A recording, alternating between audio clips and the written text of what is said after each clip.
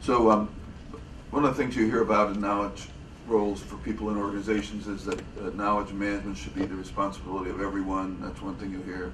You'll hear that we're trying to put ourselves out of business because we'll integrate knowledge management into all business processes and we'll go away. I don't necessarily believe in either of those. I've always said that if you want to have a knowledge sharing culture or you want your organization to do a better job of managing knowledge, you need at least one person who actually makes that their mission. So I'd say a minimum size of a KM program is one person, and that's their mission. And whenever someone says, we'll do it in your spare time, I have some other role, I don't subscribe to that. Now you can go more than one person, and many organizations have very large KM organizations. But I think you start with one, and that person is someone who has a broad background in the discipline, who has a vision for what it is they think they'd like to see their organization do, and has that evangelist role, kind of like you have in my title, where you try to persuade people of things. You have a way of going around and talking to them in the hopes that spreads the word.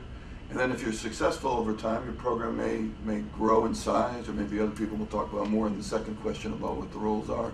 But I think you start with, and it can scale to any level. It can be at the CEO level if you had a chief knowledge officer learning about that for an entire organization. It could be in a departmental level.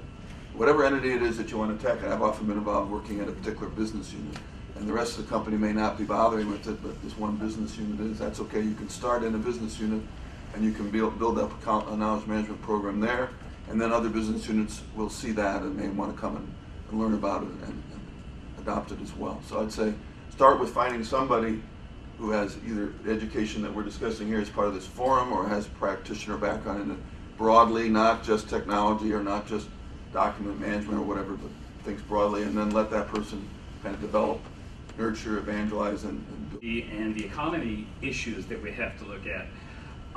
When I think about roles and responsibilities, and in the organizations with which our company works, I go back to that term, quote, knowledge professional.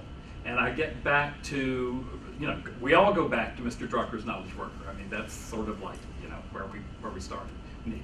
But I do think that we have kind of two levels of employees that we have to deal with. One which we might call the strategic knowledge professional or the knowledge services professional, but then we have the knowledge strategist. And so I'm looking, Stan, at what you were talking about. Yes, there are some organizations where you've got that senior person who is the evangelist and who takes very seriously the knowledge development and knowledge sharing piece of what's required for the organization to match whatever knowledge strategy they come up with the organizational or the business strategy. That's key. To me, that's very basic.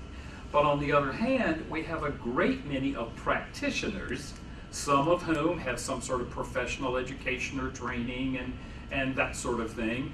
Others who are just those white-collar knowledge workers we learned about years ago. They don't see themselves as knowledge anything. And in fact, one of the barriers that we run into with quite a few clients, and across we wanted to talk across various industries.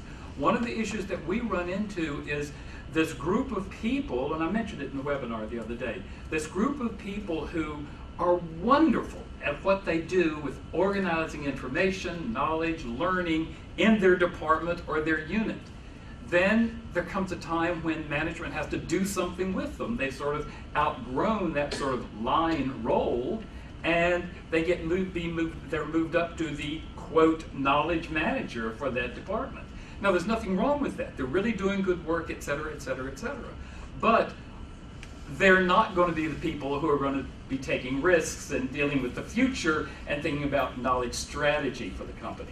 So I want us to be sure that we're as inclusive, we're inclusive, that we include in our thinking all these people. And Stan, I think many people, do say this thing about everybody's involved in knowledge management.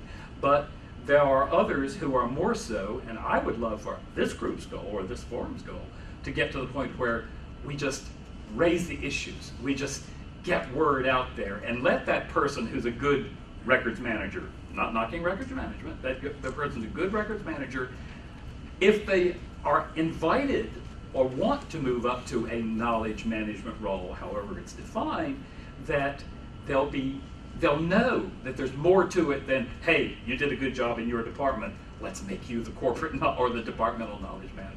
Okay, that's my thought about the roles and responsibilities. I want us to look at the people as well as the technology and the economy. About the three-legged stool, people, process, and technology. So a lot of what Mark was saying, I think, and the others is along that lines. It's not just about technology.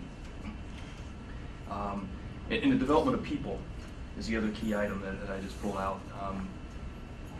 Those two kind of go hand in hand, because what we find is that this thing is, since it's not really a discipline yet, it's kind of intangible and ambiguous, at least for the left-brained engineers that I work with, because our knowledge management office is for the technology organization. And so they very quickly latch onto the technology because that's the tangible component. That's what they can see, touch, feel, and understand. So I think the development of people is a key item here, and defining these roles will help us establish the path by which that development should occur. It's actually one of my bolded items on my notes here, because that's one thing I'm really excited about what this forum is doing, is because at least in my world, I think the development of people is often an overlooked item that's missing from the fact that there is not a consensus on what the discipline is. So innovation, adaptability. I work at Goodyear. We're a tire company. It's a commodity product. We definitely need innovation and adaptability to survive, and that's